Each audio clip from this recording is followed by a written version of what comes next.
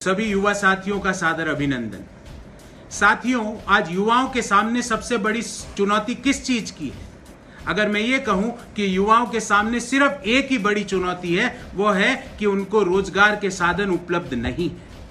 मैं अपनी बात कहूं उससे पहले कुछ आंकड़े आपके सामने रखना चाहता हूं। 2011-12 में देश में बेरोजगारी की दर 2.2% थी, 2.2%, जो 2017-18 में बढ़कर 6.1% हो जाती, 6.1%। ध्यान रहे कि बेरोजगारी की दर का अर्थ क्या होता है कि कितने लोग जो रोजगार चाहते हैं उनमें से कितने लोगों के पास रोजगार नहीं है। तो हम ये कह सकते हैं कि 2011-12 में 100 में से 2.2 लोगों के पास रोजगार नहीं था, जो 2017-18 में बढ़ के 100 में से 6.1 हो गया। सवाल ये उठता है कि 11-12 से लेकर 17-18 के बीच बेरोजगारी की दर में 3 गुना वृद्धि क्यों हुई? और उसका कारण है, जब आप बिना सोचे समझे नोटबंदी का निर्णय ले लेते हो तो आप पूरा असंगठित क्षेत्र को खत्म कर देते हो।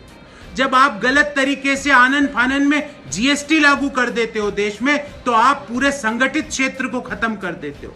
जब आपका अनऑर्गेनाइज सेक्टर खत्म हो जाता है, ऑर्गेनाइज सेक्टर खत्म हो जाता है, तो रोजगार के नए साधन उपलब्ध कहां से होंगे? तो ये कहना कि बेरोजगारी सिर्फ और सिर्फ कोरोना महामारी के कारण है, ये गलत है। और इसका भी मैं आपको आंकड़ा देता हूं कि अगस्त 2019 से लेके फरवरी 2020 के मध्य बेरोजगारी की दर देश में 7.25 से 8.25% के बीच झूल रही थी। और ये CMIE, centre for monitoring of Indian economy का डाटा है। तो ऐसा क्यों हुआ कि जो बेरोजगारी की दर 2.2% थी, जो आज 7.43% पर आ गई है? इसका कारण पहला नोटबंदी है, इसका दूसरा कारण है गलत तरीके से जीएसटी लागू करना।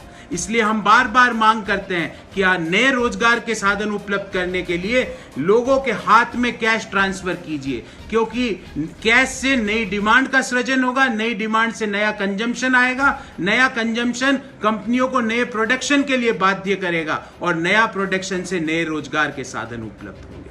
धन्यवाद। जय हिंद।